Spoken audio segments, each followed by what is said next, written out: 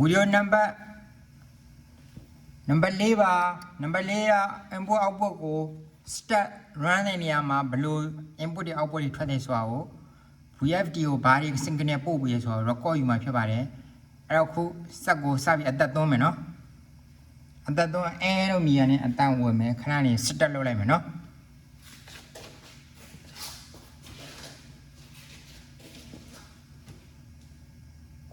အသက်သွင်းမယ်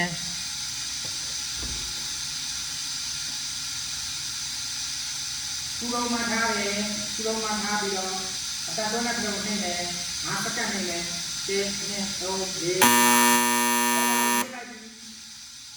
4ခြားတော့ခဏကိုနှိမ့်မယ်ရောင်းကြလာပြီချဲဒီလိုချဲရဲ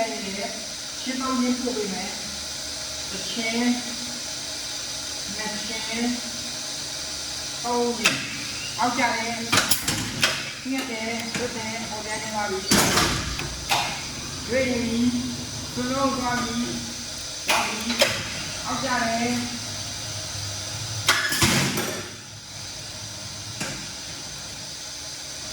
ရှင်းတော့ရင်းပြန်ပါမယ်ကြာပြီရှင်းတော့ရင်းလည်းမယ်တစ်ချင်းနှစ်ချင်းသုံးချင်းအောက်ကြပြီပေါ်ရောက်လာပြီဒါဒုတိယနေရာမှာထားမယ်ကြားတယ်ပေါ်ကြပြီ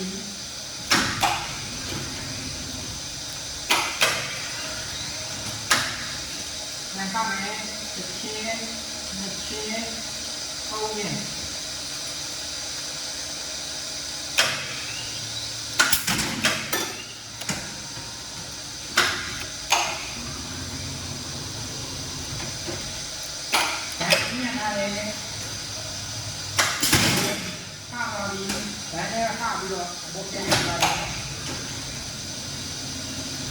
ခိုင်ရအောင်စီရမယ်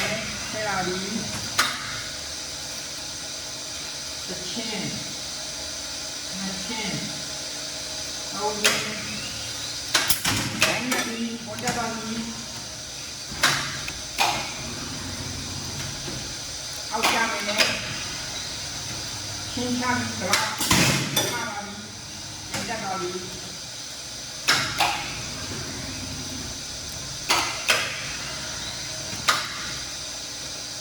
နောက်ဆိုရင်တော့ရအောင်လို့ထမိုင်းဖြည်းဖြည်းချင်းပြန်ကြည့်မယ်နော်